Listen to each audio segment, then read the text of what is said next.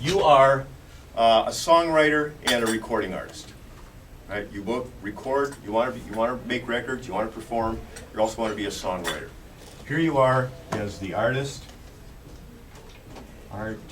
That's you, getting up on stage, rocking and rolling, playing your stuff, recording, performing. Here you are as the songwriter. Oops, songwriter.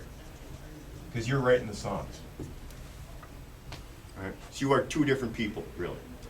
So if you're talking about the music business, you must keep these two people separate in your brain, even if they're the same person. Does that make any sense at all? Yes, Dave. That makes sense. Even if this is the same person, as far as money is concerned, you have to think of them as two different people.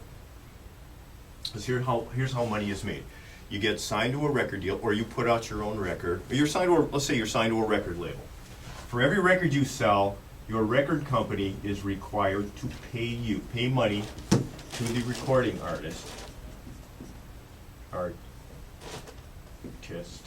a sales royalty. This is your share of every record that you sell.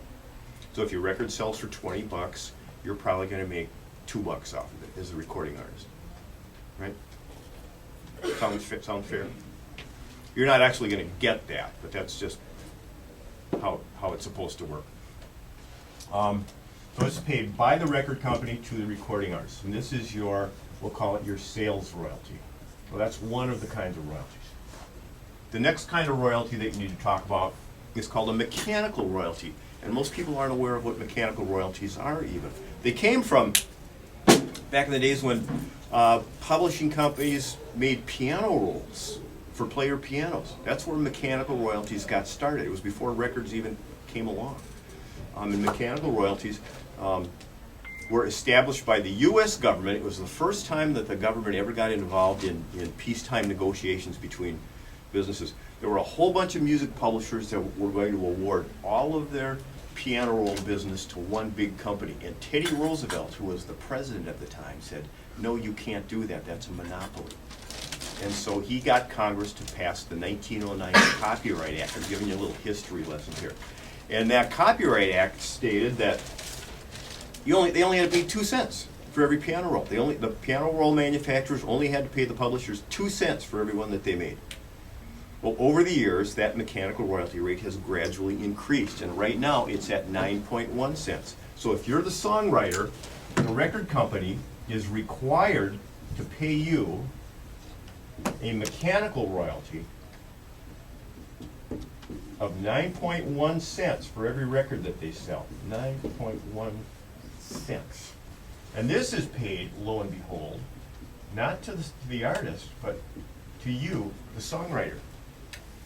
So if Madonna records your song for every album that she makes and sells, that record company owes you 9.1 cents. 1 million records times 9.1 cents is $91,000, you guys. This is a lot of money. There's songwriters out there that make a lot of money that you've maybe never even heard their song. Your song's just on somebody else's album. Right? It's never been played on the radio. Nobody's paid. It's just a filler song, but they still make a lot of money on it. There's one more kind of royalty that's really important to you that doesn't have anything to do with these, and it's called the performance royalties. You guys, when you guys read the back of your albums, it says, ASCAP, BMI. You've read that, right? Any of you guys know what those guys do? Yeah, they collect They collect your performance royalties on your behalf. So you as a songwriter must join one of them. You are only allowed to be a member of ASCAP or BMI. We actually have another one in the United States called CSAC, but you have to, you can't just join CSAC. You have to be interviewed by them and they have to accept you. They're the smallest of the three, but ASCAP and BMI, you're free to join. ASCAP, I'm a member of ASCAP. It's, for you guys, it costs $25 to join as a songwriter. Right, so it's cheap, it's a lifetime. Once in your life, you have to pay $25 to join ASCAP.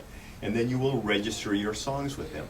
When your songs are played on the radio or in any public forum, nightclubs, television, grocery stores, jukeboxes, anything like that, if it's played in a public place, that business owes you money for the right to play your song, the song you wrote.